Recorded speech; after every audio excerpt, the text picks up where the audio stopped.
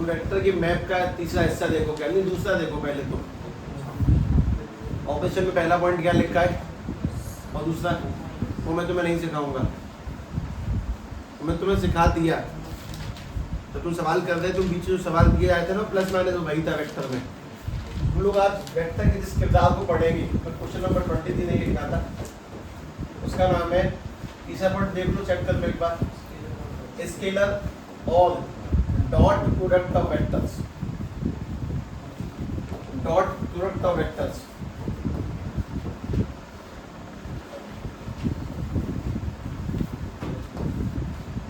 पहली बात, तुम सबने ये 11th में पढ़ रखा है क्या? और हम इसको उससे बिल्कुल नहीं जोड़ेंगे, ये है वही, बिल्कुल वही, और ये यहाँ से वहाँ गया, वहाँ से नहीं आया है। फिजिक्स हम लोगों ने, मतलब इन्होंने बनाई, गणितों ने बनाई है, मैथ नहीं बनाई, कुछ उल्टा नहीं है, ऐसा कुछ है ना कि मैं फिजिक्स वालों ने मैथ बनाई हो। अब काम की बात, जो मेरे मन में किसी दिन सवाल जगा था वो बता देता हूँ मैं तुम्हें।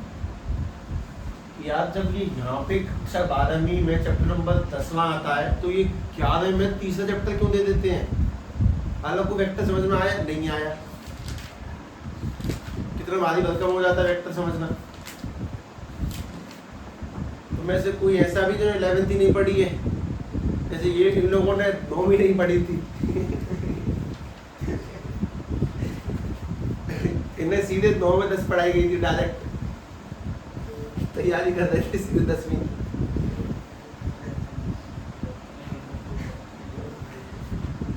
खैर ध्यान से सुने, स्केलर और डॉट प्रोडक्ट को पढ़ने के अपने पास में दो मेन तरीके हैं, मतलब ये मेरे मेन तरीके हैं ना। मैं तुम्हें इसको दो पार्ट में डिवाइड करके पढ़ाऊंगा। ये देखिए गेट खोलिए, सनी होगा इस, अगर हो गया बाई चांस 3-4 में खड़ा हूँ, छुट्टी के में की होगी तब निकलूंगा आऊँगा।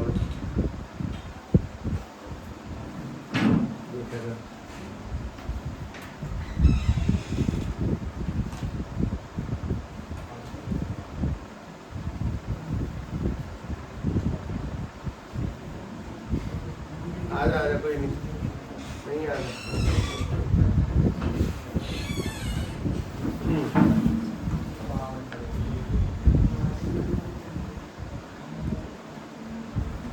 मनीष जतिन को 11th नहीं पढ़ाई गई है क्या है भाई?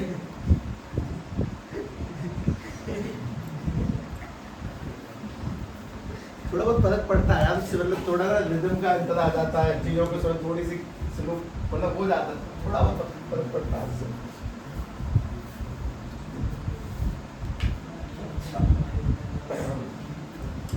ठीक है भाई, लिखे ध्यान से। तो मैं स्केलर और डॉट प्रोडक्ट दो पार्ट में डिवाइड करके पढ़ाऊंगा, क्योंकि तुम लोगों को असली में दो पार्ट में ही पढ़ने होंगे, और वही सबसे बढ़िया बेहतर तरीका है समझाने के लिए। क्या चीज? ठीक है, सबसे पहले हम लोग सीखेंगे मेथड,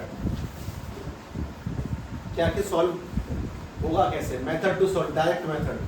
और फिर सीखेंगे हम लोग फॉर्मूला। ठीक है, मैं तुम्हें एक बात अभी लिख दूंगा, उस बात में थोड़े बहुत पेज होंगे, उन्हें सुधार लेंगे यार, कोई दिक्कत नहीं है। बात क्या, बात सुन ले पहले। बात ये कि मेथड लगता है जब वेक्टर कौन से होंगे, ऑर्थोगोनल वेक्टर होंगे। ऑर्थोगोनल जानते हो? थोड़ा हिंट के लिख देता हूँ, IJK। और फॉर्मूला फिलहाल के लिए बस लिख रहा हूँ, ऐसा मान लो कि थोड़ा सा गलत है, मतलब गलत नहीं है, 50% सही है, 50% इनकम्प्लीट है। तो फॉर्मूला लगता है जब अपने पास में न्यूमेरिक वेक्टर होते हैं, न्यूमेरल्स को मल्टीप्लाई कर देगा तरीका होता है फॉर्मूला। ये बात आधी लिखी है, इसको पूरा कर लेंगे है ना। अब मैं तुम्हें सीधे मेथड सिखाता हूँ, मुझे 1 सेकंड लगेगी मेथड सिखाने में। 1 सेकंड तो नहीं लगेगी। अपने पास में ये कोई ए वेक्टर है, 2i कैप प्लस के 3j कैप माइनस के 4k कैप। उसके बाद में ये कोई बी वेक्टर है, 3i कैप माइनस के 2j कैप प्लस के 4k कैप। चलो 5k कैप लगा दिया। तो पहले बताओ दोनों वेक्टर है कि नहीं है? इस बात की क्या पहचान है वेक्टर है? वेक्टर किससे मिलकर बना होता है? मॉड से और डायरेक्शन से। तो देखो यहाँ पे ये था मॉड 2 और डायरेक्शन आई में जाना है, मॉड 3 डायरेक्शन जे में जाना है, मॉड -4 डायरेक्शन के में जाना है। ये वेक्टर है क्योंकि वेक्टर मॉड से डायरेक्शन से मिलके बना है। और मैंने अगर दोनों वेक्टरों का मल्टीप्लाई करा उसको हम लोग बोलते हैं डॉट मल्टीप्लाई। तो ए डॉट भी कैसे होगा, तुम बस सीख गए, आई का आई से, जे का जे से और के का के से। तो 3 दूनी 6, 3 दूनी -6 और 4 पंजे 20। और सीधी बात का मतलब ये भी है कि i इंटू आई तुम्हें नहीं लिखना है कुछ भी, j इंटू जे नहीं लिखना है कुछ भी, और k इंटू के नहीं लिखना है कुछ भी। आंसर 6 से 6 काट दिया। तो a डॉट b क्या निकल के आया, -20। अब बताओ यहाँ मॉड है, हाँ है, कितना मॉड यानी गिनती, गिनती है कितनी, -20। कोई पीछे डायरेक्शन लगी है, नहीं लगी। अगर पीछे डायरेक्शन नहीं है तो कैसी क्वांटिटी है ये, स्केलर। ये कहाँ से निकल के आई, ये कहाँ से निकल के आई, दो वेक्टरों का मल्टीप्लाई करके। सबसे पहली काम की चीज कि अपने पास में ये दो वेक्टर है, ठीक, इनका मल्टीप्लाई करके जो तुम्हारे पास में आंसर आया वो क्या है, बस एक सिंपल सी गिनती है। गिनती यानी कि ओनली क्या चीज है, ये बस एक मैग्नीट्यूड है। और यहाँ पे कोई पीछे आई कैप, जे कैप, के कैप नहीं लगा, इसलिए इसमें डायरेक्शन नहीं है। इसलिए कैसी क्वांटिटी है ये स्केलर क्वांटिटी है। और ये स्केलर कैसे बनाया तुम लोगों ने, तो मुझे बस ये बता दो,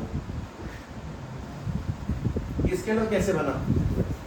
दो वेक्टरों का मल्टीप्लाई करके एक ऐसी क्वांटिटी आई, मतलब पहले वाले लोगों पे तो आई जे के था, तो तुमने ऐसा मल्टीप्लाई करा कि तुमने आई जे के का जीवन भी खत्म कर लिया।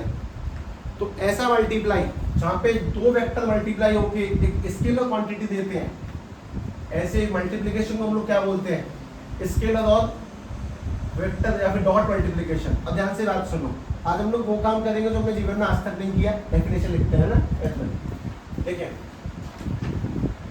The multiplication of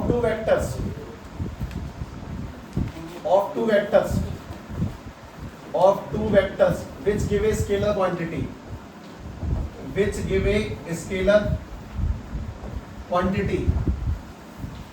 is called scalar या फिर डॉट मल्टीप्लिकेशन, स्केलर या फिर डॉट मल्टीप्लाई या प्रोडक्ट एक ही बात होती है, डॉट मल्टीप्लिकेशन। पहली बात तो तुमसे बार बार पूछूंगा इसी कहानी को लगातार, बहुत लंबे समय तक। जैसे मैं तुमसे बात लगातार पूछी थी, वेक्टर किन बातों से मिलकर बना होता है, मॉड और डायरेक्शन। तो मॉड निकालना आता है √x² + y² + z²। डायरेक्शन कैसे निकलती है, cos alpha, cos beta, cos gamma. निकालने का तरीका x/mod a, y/mod a, z/mod a। अब तुमसे दोबारा जो सवाल लगातार पूछा जाएगा वो ये है, इसको स्केलर मल्टीप्लिकेशन क्यों कहते हैं, क्योंकि इसमें दो वेक्टरों का मल्टीप्लाई करने से तो आंसर निकल के आएगा वो सिंपल एक गिनती निकल के आएगी, एक स्केलर गिनती निकल के आएगी। उसमें पीछे आई या जे या के कुछ भी नहीं लगा होगा, इसीलिए इसको स्केलर मल्टीप्लाई कहते हैं। तो मेथड सीखते हैं, मेथड कब लगाना है, सवाल कैसे होंगे, आई जे के वाले होंगे। कैसे कैसे करना, आई का आई से, जे का जे से और के का के से। तो मैं बस गिनती लिखनी है, 3 दूनी 6, 3 दूनी 6, 4 पंजे 20। आई जे के नहीं रखने हैं। तो ऐसी चीज जहाँ पे तुमने बस गिनती निकाली है, दो वेक्टरों का मल्टीप्लाई करके एक बस गिनती रह गई है, तुमने वेक्टरों का नामो निशान मिटा दिया, बस गिनती में ले आए। ऐसे मल्टीप्लाई को हम लोग क्या बोलते हैं, स्केलर या फिर डॉट मल्टीप्लिकेशन, जहाँ पे बस गिनती रह जाती है। पहली काम की बहुत छोटी 1 मिनट की बात कि मल्टीप्लाई करना होता है, सिंपल। अब इसी कहानी को बहुत लंबे समय तक डिस्कस करोगे तुम फॉर्मूले में। सभी लोग फॉर्मूला लिखेंगे। ए डॉट बी निकालने का पहला तरीका तो हो गया आई का आई से, जे का जे से, के का के से। और ए डॉट बी निकालने का फॉर्मूला मॉड ए मॉड बी कॉस थीटा, ये भी लिखो। अब मैं तो बात समझाऊंगा, बहुत बढ़िया बात है।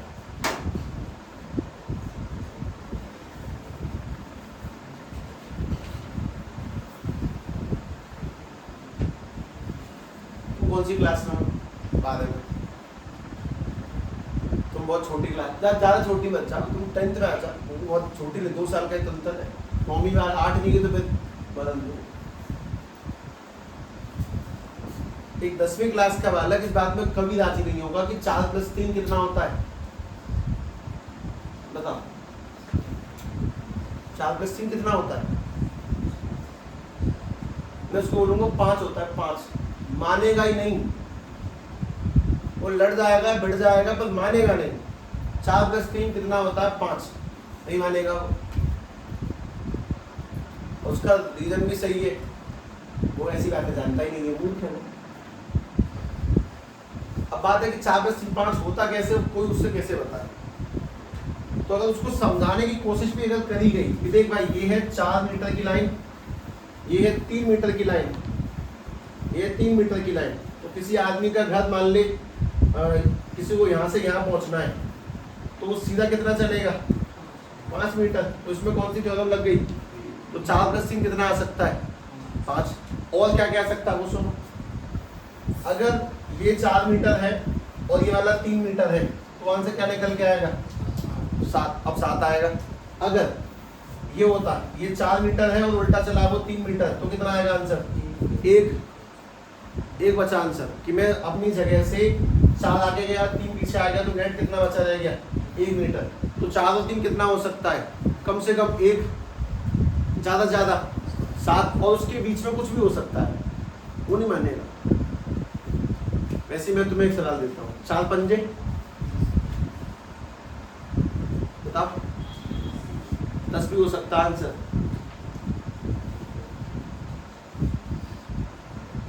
0 भी हो सकता है, 4 पंजे कुछ भी हो सकता है। तुम मानोगे नहीं मानोगे? पर तुम्हें एक बात समझाई जाएगी तब शायद तुम्हारा दिमाग मानने पे उतर आए, जहाँ तक है। ठीक है, ध्यान से देखना। जैसे मैं तुम्हें बात बताता हूँ, तुम मुझे बताओ कि 4 पंजे 20 का आखिर मतलब क्या है? वैसे ही बता दो बस। तो 4 को 5 बार जोड़ेंगे तो 20 आएगा, यानी कि 4 + 4 + 4 + 4 + 4 आंसर निकल के आएगा 20। यानी कि इसका एक और मतलब है कि 4 की अगर बिल्डिंग बनाई जाए, 5 बिल्डिंगें बनाई जाए तो उसकी कुल लंबाई कितनी होगी? 20 मीटर, ऐसा कुछ। इसका एक मतलब और भी हो सकता है, वो भी समझ लें। जैसे मान लो तुमसे कहता हूँ कि अपने पास में, मैं तुम्हें बस सिंपल कुछ दिखा रहा हूँ, कोशिश करता हूँ हल्की सी, अगर तुम बात थोड़ी भी स्ट्राइक कर जाए तो बहुत बढ़िया। ये सन है दोपहर के ठीक 12 बजे, 12 बजे का बोलने का स्वाद भी रात 12 बजे, ऐसा लगता है कुछ भारी बोला गया है। ये एक 4 मीटर की लाइन है और इस पर एक आदमी खड़ा है जिसकी हाइट है 2 मीटर।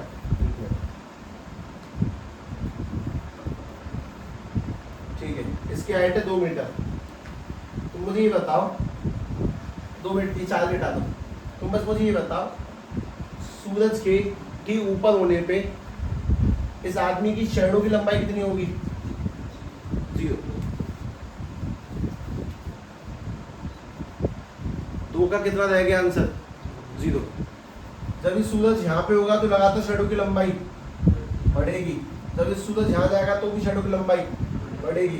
मतलब आदमी की परछाई की लंबाई उसके कंपेरिजन में कम और ज़्यादा हो सकती है। मैं तुम्हें बात बताता हूँ, सुनो। जब सूरज ठीक ऊपर है तो परछाई की लंबाई कितनी है? 2 × 0 0। जब सूरज यहाँ पर होगा, जब सूरज यहाँ पर होगा तो आदमी की परछाई की लंबाई कुछ हो गई होगी, मान लेता हूँ 1 मीटर। 2 × 1 2। जब सूरज यहाँ पर होगा तो आदमी की परछाई की लंबाई तो मान लो कि यहाँ तक पहुँच गई होगी, यानी कि 6 मीटर। 2 × 6 12। मल्टीप्लाई किस बात पर डिपेंड करेगा? एंगल पे। प्लस भी किस बात पर डिपेंड करता है? एंगल पे। जब एंगल 0 था, 4 मीटर 3 मीटर सीधा प्लस होके 7। जब एंगल उल्टा था, 4 उधर 3 उधर घट के 1। जब एंगल 90 है तो 4 और 3 पीजीडी लग के 5। ऐसे कुछ मल्टीप्लाई का सीन क्रिएट होगा। इस कहानी को मैं तुम्हारे सामने हटा देता हूँ, वरना तो मन में कुछ ऐसे सवाल आएंगे जिनके जवाब इस बात से नहीं दिए जा सकते, तुम्हें समझाया गया। इसमें तुम्हें सीधी बात बताता हूँ, सुनो। अगर अपने पास में ये कोई ए वेक्टर है, इसकी लंबाई है 6 मीटर, और ये कोई बी वेक्टर है जिसकी लंबाई है 5 मीटर, और तो तुमसे पूछता है कि भैया ए और बी का मल्टीप्लाई कितना होगा, तो जवाब ही मत देना। पहले ये बता कि उनके बीच का एंगल कितना है, क्योंकि अगर 4 मीटर और 3 मीटर सीधे होते हैं तो जुड़ के 7 होता है, उल्टे होते हैं तो घट के 1 बनता है, और 90 पे होते हैं तो पीजीडी लग के 5 आता है आंसर। वैसे ही मल्टीप्लाई के आंसर भी इस बात पे डिपेंड करेंगे कि वेक्टरों के बीच का एंगल कितना है।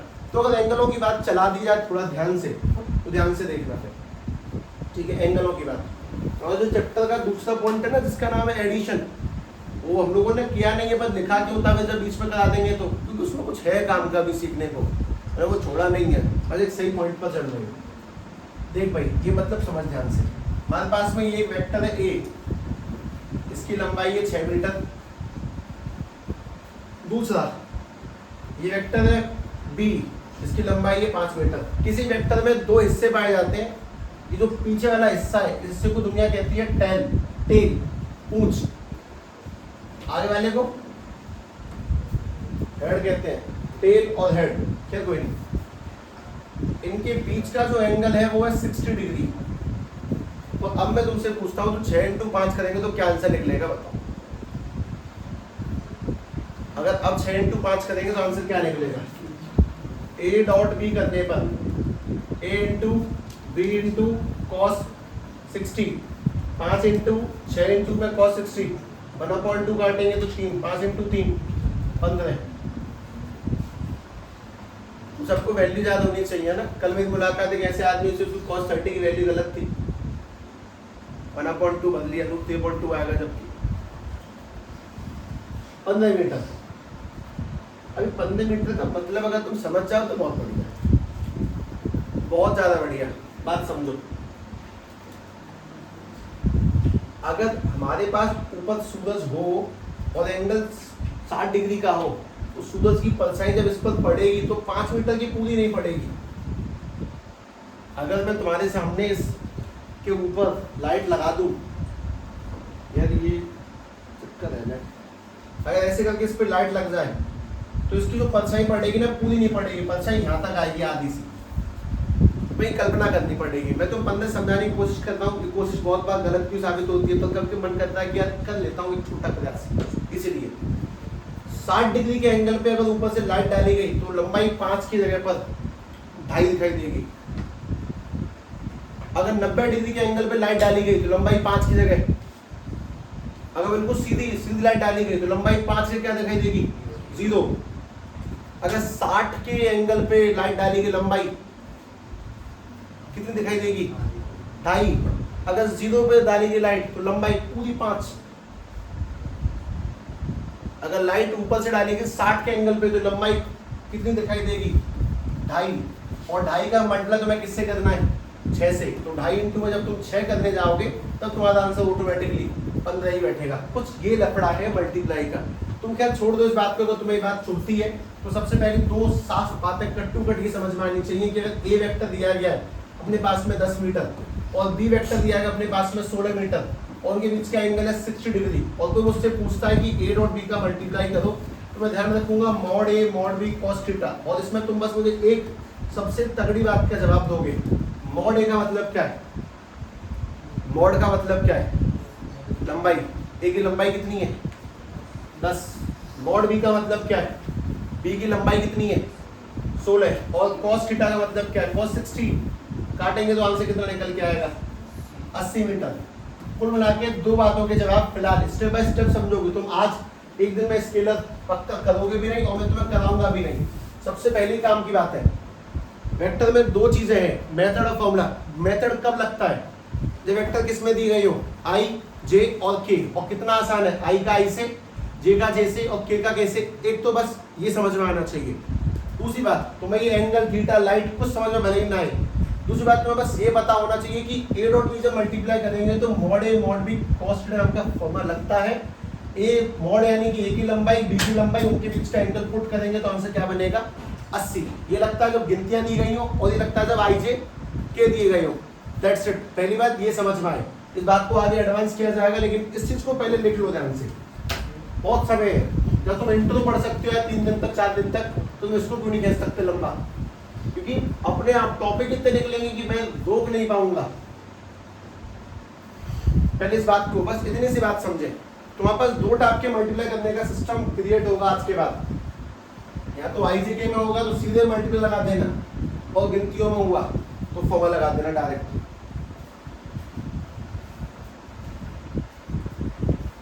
ये ध्यान करने के लिए पहला स्टेप है ना। दूसरा देखना,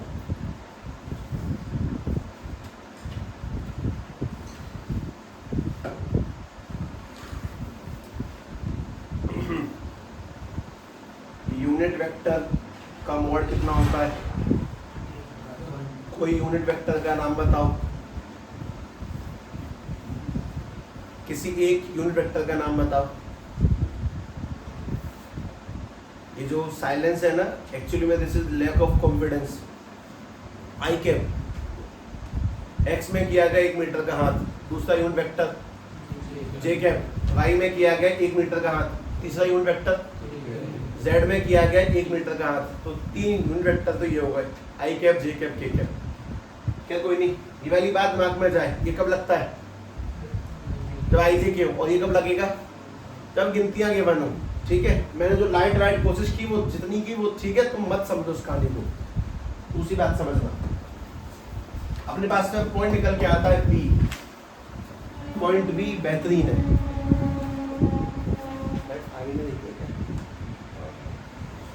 देखो भाई,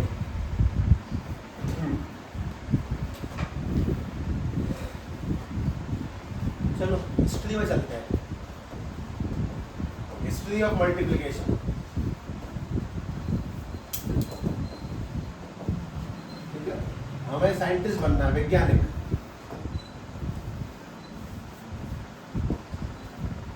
क्या खेली मल्टीप्लाई उत्पन्न कहां से हुए? मैं तो वैज्ञानिक बनाता हूँ, अभी 2 मिनट रुक जाओ।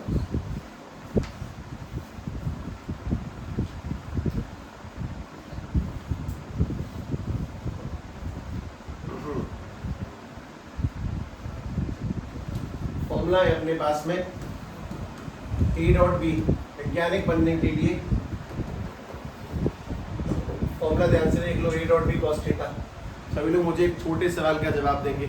एक्स एक्सिस और वाई एक्सिस के बीच में कितने का एंगल है? ये तो लैक ऑफ कॉन्फिडेंस की बात नहीं है, 90 डिग्री। वाई और जेड के बीच में कितने का है? एक्स और जेड के बीच में कितने का है? एक्स और एक्स के बीच में कितने का है? 0। किसी एक्सिस का खुद के साथ ही एंगल 0 होगा, एक्स का एक्स के साथ में एंगल 0 है, वाई का वाई के साथ में एंगल 0 है, जेड का जेड के साथ में एंगल 0 है, एक्स का वाई के साथ में एंगल 90 है। चलो कोई नहीं, छोड़ो, दोबारा बता। ए वेक्टर के साथ में एंगल कितना है? 0। किसी का खुद के साथ में एंगल 0, वो एक साथ चल रहे होंगे इस वजह से। अब मैं तुम्हें कुछ बातें बोलूंगा, उनको बस ध्यान से भरना स्टार्ट करेंगे। ठीक है, सुनना। जैसे कि मैं तुमसे पहला सवाल, ए वेक्टर है 6 मीटर और बी वेक्टर है 4 मीटर। तुम देख के समझ गए ना कि इसमें मेथड लगेगा कि फॉर्मूला? मेथड कब लगता है? जब आई में, जे में, के में दिया गया हो और इनके बीच का जो थीटा गिवन है दैट इज 45 डिग्री। सभी लोग एक काम करें, ए डॉट बी निकालो। चलो ए डॉट बी निकालो। लो लो, हाँ जी, पहुंच गए, बस निकल गए हैं। मतलब नहीं तो मतलब तबीयत खराब हो गई थी अम्मी की सदर से, और तो खाना वाना नहीं है, ऐसे ऐसे मुझे अच्छे सुन रही हो कैसे कैसे घर बैठो बनी है। ठीक है, अब हमें जान दो, तुम बात मत करें। ठीक है,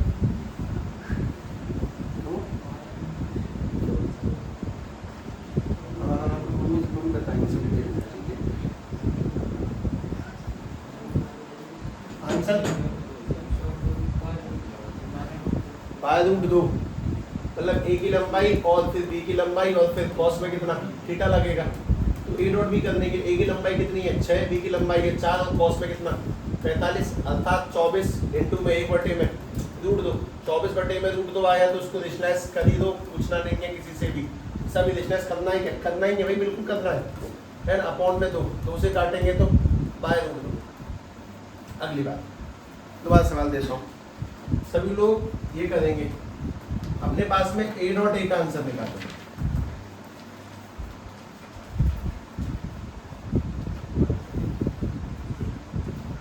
क्या मतलब है? ना तुम ज्यादा तेज खेल जाते हो। सुनो, अगर ए डॉट बी होगा तो कैसे खुलता है? Mod A mod B cos theta. A dot a होगा तो कैसे खुलेगा? Mod a cos zero. A का ए के साथ में एंगल जीरो होता है। ना तुम्हें ए की लंबाई पता है, या तुम्हें दूसरे की लंबाई पता है, उनके बीच का एंगल पता है। तो तुम बस ऐसे देखो कि ए डॉट ए करेंगे तो मॉड ए मल्टीप्लाई मॉड ए का स्क्वायर और कॉस जीरो, तो मैंने रखा है। चल भाई अगला करेंगे सभी लोग ध्यान से, बिल्कुल ध्यान से। ये बात, ये प्रॉपर्टी है, ये बोली जाती है प्रॉपर्टी। तुम प्रॉपर्टी छोड़ो ना यार, मैं तुमसे यही बोलता हूँ। बताना जरा सी डॉट सी क्या बनेगा? मॉड सी कॉस जीरो, यानी कि मॉड सी का, बस छोड़ो। अब करना है अगला, आई डॉट जे करें एक बार। आई डॉट जे कैसे खुलेगा? मॉड जे कॉस, खोलो करो।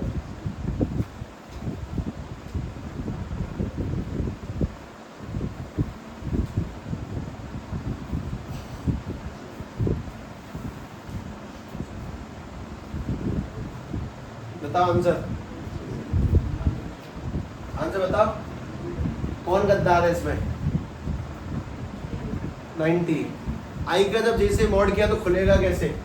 Mod I mod J cos I और जे के बीच का एंगल 90। अब मैं तुमसे बहुत सिंपल सवाल पूछता हूँ, जवाब देना। आई डॉट जे करने गए हम लोग, आई डॉट जे करने गए, आई की लंबाई, आई वेक्टर की लंबाई 1 मीटर का आता है, इंटू में जे की लंबाई और कॉस 90। ये दोनों तो हंसते खेलते आए ना, 1 और 1 देने, ठीक है। लेकिन यहाँ पे ये जीरो आते ही मानो जीरो, तो वह सवाल का जवाब देंगे। जे डॉट के का आंसर बताओगे या सॉल्व करोगे? क्यों? क्योंकि मॉड के आया 1 आया, लेकिन cos 90 जीरो। अगला के डॉट आई का बताओगे? क्योंकि मॉड आई 1 लेकिन cos 90 होते ही जीरो। अगला करो। चौथा, ध्यान से, अब बहुत ध्यान से, आई डॉट आई निकालो।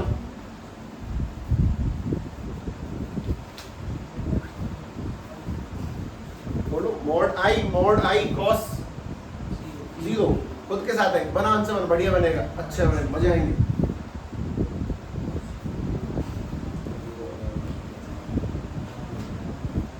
बता आंसर बता।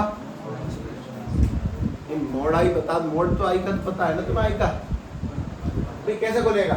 मॉड आई cos जीरो, तो आई डॉट जे, आई का मॉड यानी आई की लंबाई। तुम मॉड को लंबाई क्यों नहीं सुनते हो? ट्रांसलेट करो ना, लाइव ट्रांसलेशन। मॉड यानी लंबाई, आई की लंबाई कितनी है? 1। दोबारा आई की लंबाई कितनी है? 1 और जीरो कितना है? 1 और 1 मल्टीप्लाई 1 3 1 होता है। दोबारा बताएंगे, वापस खुद ही निकालना। जे डॉट जे कितना होगा? लिख के निकालो, लिख के, 1 बोलो मत, लिखो मॉड जे cos जीरो लिखो, बनाओ आंसर।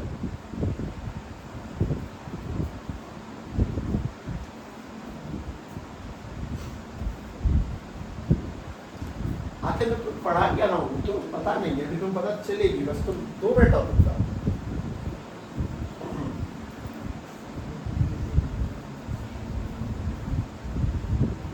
बताओ आंसर।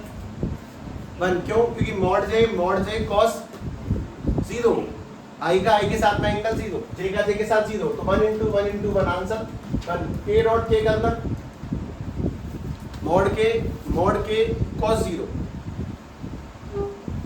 तुमको रटन नहीं जाएगा, तुम वैल्यू पुट कर रहे हो, आंसर आ रहे हैं, तो मैं क्या कर सकता हूँ? जीरो बना रहे हैं तो आने तो। हाँ भाई, 1 कितना बना? अब वापस सोचेंगे, आई डॉट जे का आंसर क्यों? कि cos 90 बना इसीलिए। जे डॉट के का आंसर जीरो, कि cos 90 बना इसीलिए। अब मैं तुम्हें एक बात कहता हूं, जरा तुम सोचो कि तुम जीवन में अगर इसको मुझसे सुनते नहीं, तो क्या तुम इसे कर लेते? 3i कैप माइनस के 2j कैप प्लस के 4j कैप का मल्टीप्लाई करना था जी, मैं सामने हट गया, साइड हो जाता हूँ। a डॉट b इसका मल्टीप्लाई करना है, तो कैसे करेंगे? i का i से, j का j से और k का ये हटा देता हूँ यार। पर क्यों i का i से क्यों करना है, j का j से क्यों करना है, k का k से क्यों करना है, वो सुनो। एक्चुअली दुनिया में जब ये मल्टीप्लाई पहली बार किया गया होगा लोगों के द्वारा, तो शायद कुछ ऐसा रहा होगा। अब तुम ध्यान से देखना, मैं तुम्हें सारी बातें सेट करता हूँ, तो मैं तुमसे बहुत सिंपल बात पूछूंगा, जवाब देना। जब लोगों ने इसका मल्टीप्लाई करा होगा, ध्यान से देखो, मल्टीप्लाई करने का उसूल क्या है? सबका सबसे, 2i का सबसे किया, 3 दूनी i डॉट i, 3 2 दूनी 4 i डॉट j, फिर 2 into 4 8 into i dot k, i करते हैं, सबका सबसे करना है। फिर 3 का किया होगा, 3 तिया 9 j डॉट i, फिर 3 का इससे किया, 3 दूनी 6 j डॉट j, फिर 3 का इससे किया 12 j डॉट k। अगला k का सबसे करना है, a के आने के 1 इंटू में 3 k इंटू में i, 1 इंटू में 2 k इंटू में j, और 1 इंटू में 4 k इंटू में k। अब तुम दोबारा एक बात बताओगे, ऐसे करते करते लोग थक गए होंगे, क्यों? क्योंकि उनको समझ में आई होगी बहुत बढ़िया कहानी।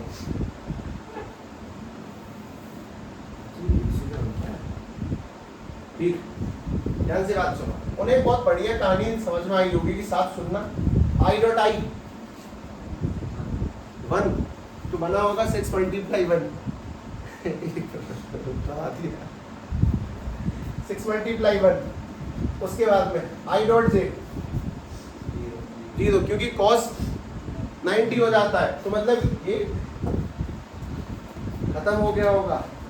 i डॉट j 0 बन गया होगा, i dot k 0, j dot i 0, 90 का एंगल है दोनों के बीच में, j और i के बीच में, लेकिन j डॉट j 1 तो 6 इंटू 1, फिर j into k 0, k into i 0, k into j 0, k into k 1, तो 4 इंटू 1 बना होगा। तो आंसर क्या बनेगा? a डॉट b 6 और 6 12 4 16। लोगों को क्या समझ में आया? हिसाब से मल्टीप्लाई करते हो तो किसका किससे करना है? i का i से, j का j से और k का, क्यों? क्योंकि अगर i का j से और k से किया तो 0 बनाने का क्या फायदा? मैंने तुम्हें जो बात सबसे पहले बोली कि i का i से करना, j का j से करना, k का k से करना, उसका लॉजिक क्या है? ये है उसका लॉजिक। क्योंकि अगर तुम सबसे सबका करोगे तो कब तक करोगे? इस कहानी को समझने का सबसे बड़ी तरीका क्या है? मैं तुम्हें ऐसे करवाता मल्टीप्लाई, मैं तुम्हें देता 4-5 सवाल, तुम एक सवाल करते, फिर तुम दूसरा करते, तुम्हें अपने आप समझ में आता कि यार फायदा ही नहीं है, सीधे i का i से, j का j से, k का k से करो, आंसर डायरेक्ट निकल के आता है। अब तुम मुझे एक बात बताओ, हमने जो वेक्टर में 2 बातें लिखी थी, मेथड और फॉर्मूला, उसमें मेन कौन है? मेथड मेन आदमी है कि फॉर्मूला मेन आदमी है? बताओ, मेथड इंपोर्टेंट चीज है कि फॉर्मूला इंपोर्टेंट चीज है? फॉर्मूला, क्योंकि फॉर्मूला बताता है कि आखिर मेथड बना कैसे होगा। फॉर्मूला ने बताया कि i इंटू आई करने पे आंसर 1 आता है, i इंटू जे पे आंसर 0 आता है, i इंटू के पे आंसर 0 आता है, इसलिए मेन आदमी कौन है? फॉर्मूला मेन है। मेथड तो कुछ नहीं है, मेथड तो बस इन चीजों को 4-5 बार कर लिया होगा, किसी ने समझ में आ गया होगा कि i का j से करने का और k से करने का कोई फायदा नहीं है, तो आगे पढ़ाऊंगा बालकों को सीधे बता दूंगा i j j k k, that's it. लोगों को अपने आप अंदाजा लगता है चीजों का कि यार ये तो पैटर्न हमेशा रिपीट होगा, i का जैसे करेंगे हमेशा 0 आएगा, तो फिर मैं करूं क्यों? बालक को हटवा देंगे। लेकिन तो उसका लॉजिक समझो, ये हिस्ट्री कहाँ से क्रिएट होती है?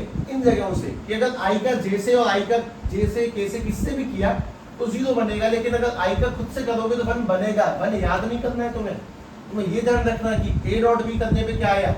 मॉड a मॉड b, तो i डॉट i करने पर भी क्या आएगा? मॉड i cos 0 1 बनता है, 1 घटना नहीं है, ठीक है। इस चीज को पहले ध्यान से लिखें, यहाँ सब फॉर्मूला मेन का नहीं है, क्योंकि ये explain about the method, it explain how method works, it explain how method work. आखिर हमारे मेथड ने कार्रवाई करी कैसे, इसने हमें ये समझाया। फॉर्मूला मेन कहानी है, a dot B equals to mod A mod B cos theta.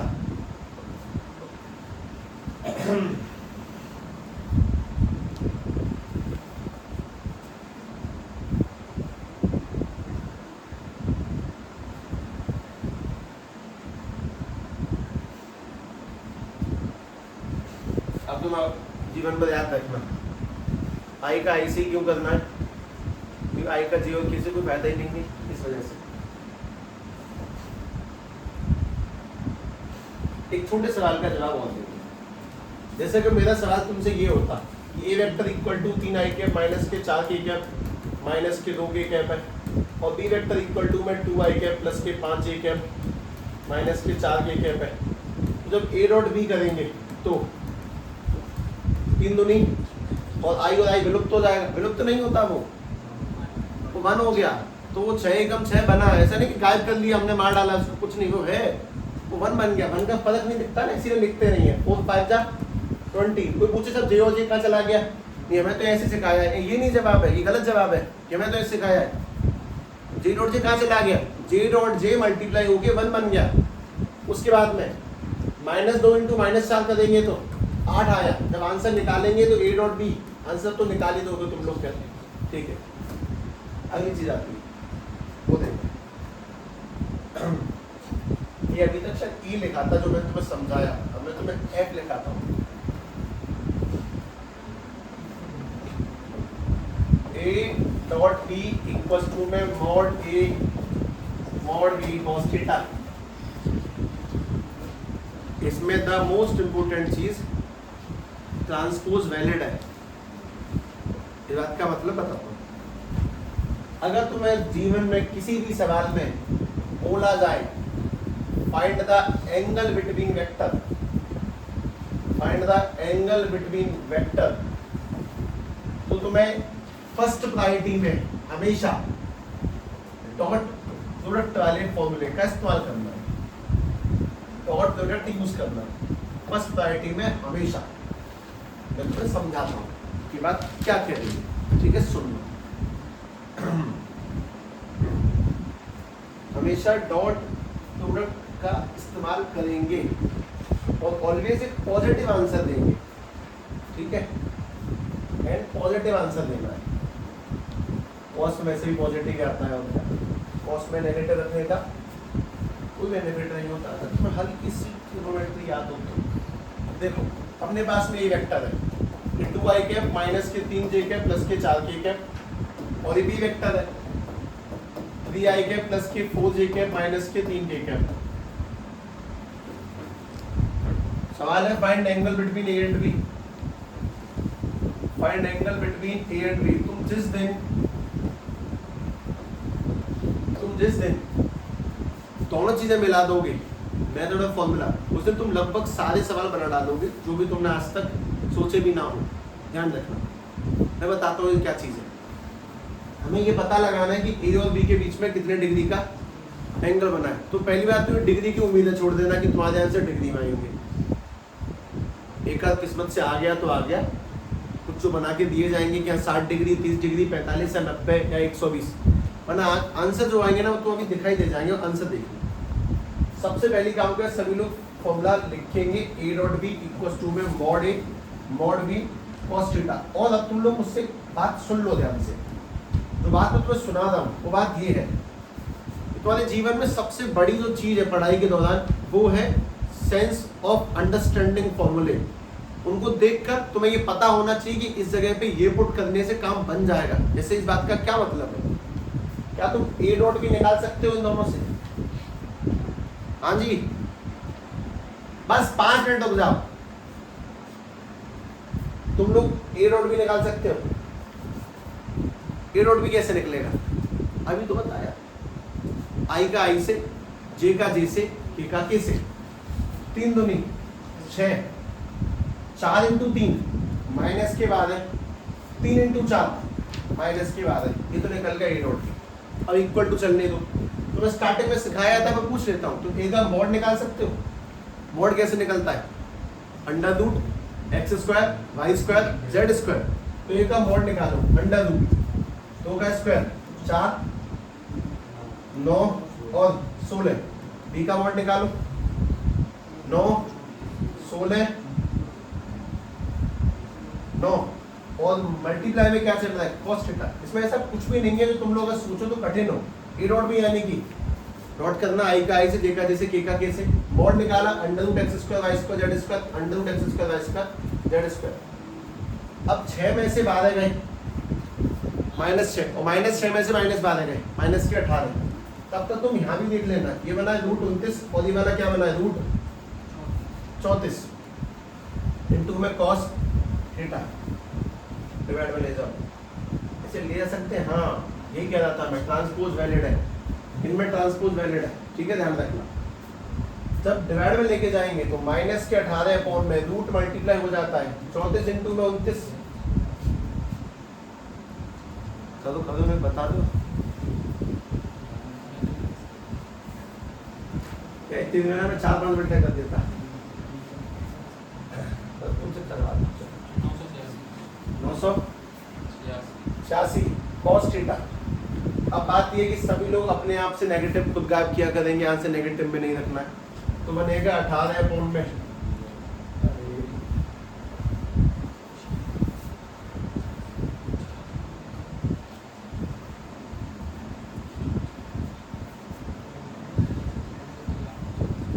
986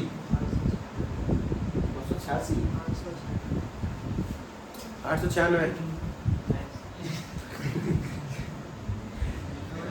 86 किसने बताया? अच्छा चीट को 86 है किसने? 18 पॉइंट में अंडर रूट 986। अच्छा ठीक है। वैसे पता है एक आध अच्छा गलत होने से कुछ गलत नहीं हो जाता, बस तुम्हें मौका मिल जाता है एक दूसरे की टांग खींचने का, आदमी को बेइज्जती से मार डालने का कि तूने गलत करवाया, तू है वो गद्दार। बारिश कुछ होता कुछ खास नहीं है। 886 के 986 मतलब लाल नहीं होता पेपर में, तो ऑब्वियसली आंसर बिगड़ जाएंगे। थीटा अब cos को वहां भेजोगे तो क्या बन जाएगा ये वाला cos इनवर्स। ऐसे आएंगे तुम्हारे आंसर। तुम ऐसे मत सोचना कि थीटा तुम 120 और 60 और 45 रुपए निकाल रहे होगे। तो मैं तुम्हें बात बोली कि तुम एंगल फाइंड करने की किसका इस्तेमाल करोगे, A dot B mod A mod B cos theta का। तुम बस इतना बताओ तुम्हें ए डॉट बी निकालना आता है, कैसे निकलेगा? आई का आई से, जे का जे से, के का के से। मॉड कैसे निकलेगा? Under root x square y square z square. और मॉड बी कैसे निकलेगा? Under root x square y square z square. मैं तुम्हें एक सवाल देता हूँ, तुम्हें उसका एंगल निकालना है वेक्टरों के बीच का। बहुत बढ़िया सवाल है। फाइंड एंगल बिटवीन वेक्टर्स ना, स्केलर रूट की बस फाउंडेशन कर रहे हो। Angle between vectors, A vector equal to में 2i कैप प्लस के 3j कैप, जल्दी करना। 3i कैप प्लस के 2j कैप और प्लस के 3k कैप निकालो इन दोनों के बीच का एंगल।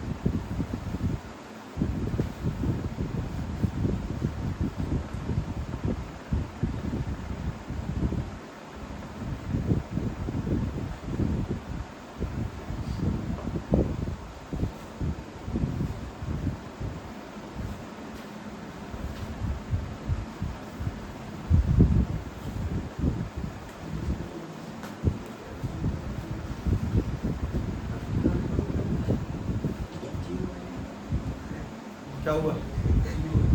जीरो, एंगल जीरो है, एंगल 90 है। तो फॉर्मूला पुट करोगे A dot B equal to में मॉड ए मॉड बी कॉस थीटा।